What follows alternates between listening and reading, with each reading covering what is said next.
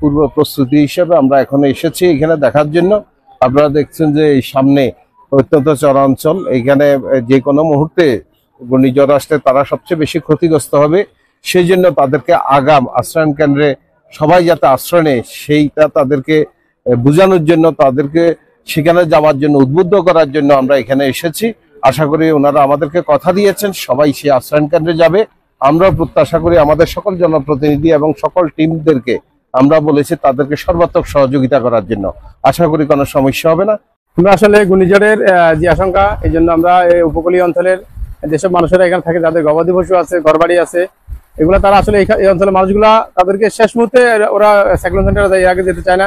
এই জন্য আমরা এখানে মাইকিং করতেছি, সিগন্যাল দিচ্ছি, বিভিন্ন সতর্কবার্তা দিচ্ছি।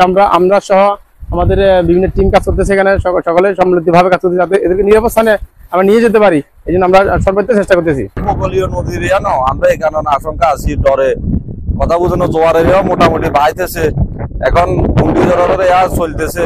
আমরা এই কারণে একটু হাওয়া খারাপ দেখি ভয় করতেছি।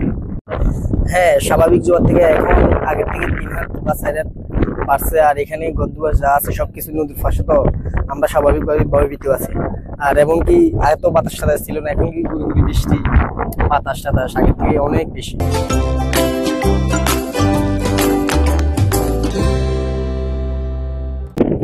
জোয়ারের মতো যে সিগন্যাল জোয়ার তো এখন বাড়তে থাকবো, সবসময় বাড়ে। মনে করো সিগন্যাল যদি না হয় তো জোয়ার কম থাকতো। হ্যাঁ, ভয়ভীত আছে আমরা এখন ভয়ভীত আছে। সরকার মনে করে কিনারে আশ্রাইতে ঘূর্ণিঝড় রিমেল বাংলাদেশে আক্রমণ আনবে এরকম একটা শঙ্কা প্রকাশ করা হচ্ছে, এবং ইতিমধ্যে আমাদের এই ফেনী জেলাও কিন্তু 9 নম্বর সতর্ক সংকেতের মধ্যে পড়েছে।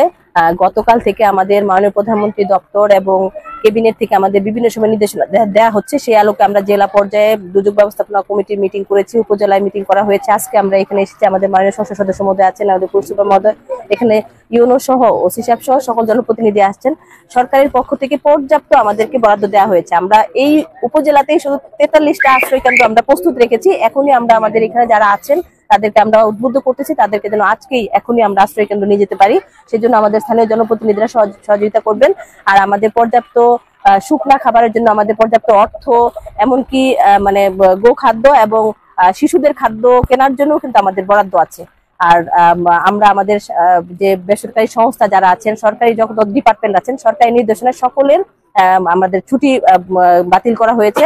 আর শুধু আশ্রয় কেন্দ্র না, আমাদের সরকারি স্কুলগুলো বা বেসরকারি স্কুলগুলো প্রস্তুত রাখা হয়েছে। প্রয়োজনে আমরা তাদেরকে সেখানেও আমরা আশ্রয় দিতে পারবো, এবং ওখানে খাওয়া দাওয়া, তাদের থাকার ব্যবস্থা, অন্যান্য আনুষঙ্গিক সব বিষয়গুলো আমরা প্রস্তুত রেখেছি।